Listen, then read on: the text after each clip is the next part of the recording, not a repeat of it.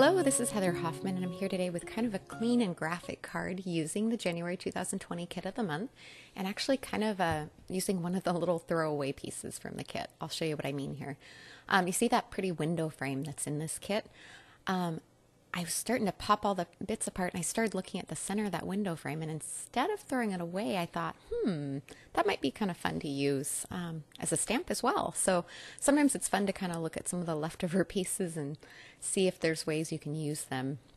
So I pulled this out, and I'm going to use some fun ink colors, and I'm just going to kind of pop it in and use it to add some blocks of color on the background. It's almost just a kind of a fun, a little bit of an abstract rectangle. It's not a perfect rectangle, but that kind of adds to the fun of it. I'm using my Pinkfresh dye inks. You can use any inks for this, but I just kind of pulled out a fresh and bright color combo. I'm using Coral Reef first, and then I'm going to clean my stamp in between, and then just kind of make sure it's dry there with my hands so I don't smudge anything when I put it back in place there in my Misty. And then I can come in with my next color, and for the next color I'm using Apricot, and I'm kind of overlapping it so the colors kind of mix and blend a little bit too. This would also really be fun to do with Distress ink and mist them with water for a little bit of a watercolor effect. All right, one more final one there. And I'm using 3 just because odd numbers always work out really well. And the rule of 3, if you've never heard that, it's just kind of a design principle that's makes things really pleasing to the eye. And I'm also kind of offsetting. You notice how I didn't line it up perfectly with that pink one above? I kind of offset it so that they're kind of at different heights and spots and overlap to different quantities. All right, now I'm going to pull out that border die, and then I kind of went between the 2 sentiments on there, and I ended up picking that one there. I just felt like it fit on there a little bit better.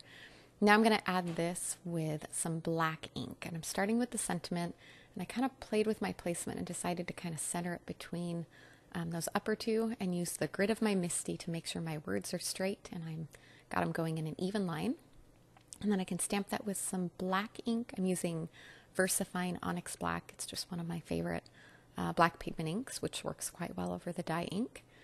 And then instead of using my Misty for this last part, I would have needed to pull out my full-size Misty, and I just decided to brave my clear stamp block at this point and just stamp it on. And I'm going to stamp this 2 times, kind of going off the edge of the card. So I'm using something to protect my desk so I don't get ink on my desk. And I'm going to stamp that first one, kind of figure out where I want it. And then I'll come in with the other one across the other. And even with this black, I'm still kind of following that rule of thirds because I have my sentiment in black, and then I'm adding those 2 little bits of the border in black. So it kind of builds on that same rule of 3 principle. All right, for one final finishing touch, just to add to that graphic feel, I'm going to add some black splatters on here. I use a box to protect my work surface, and I like to use Pinkfresh liquid watercolors in black and just add some really fine splatters on there.